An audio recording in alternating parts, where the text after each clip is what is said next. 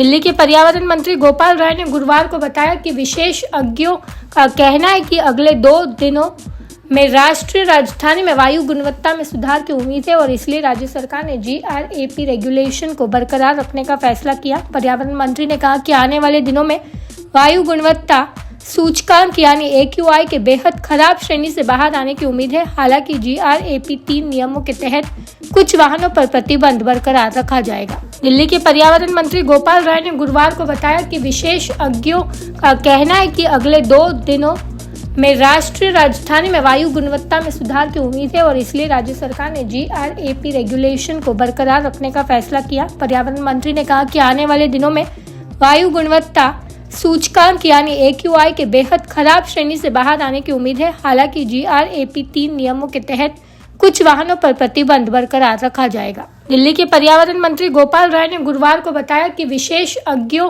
का कहना है कि अगले 2 दिनों में राष्ट्रीय राजधानी में वायु गुणवत्ता में सुधार की उम्मीद है और इसलिए राज्य सरकार ने GRAP रेगुलेशन को बरकरार रखने का फैसला किया। पर्यावरण मंत्री ने कहा कि आने वाले दिनों में वायु गुणवत्ता सूचकांक यानी AQI के बेहद खराब श्रेणी से बाहर आने की उम्मीद है। हालांकि GRAP 3 नियमों के तहत कुछ वाहनों पर प्रतिबंध बरकरार रखा जाएगा।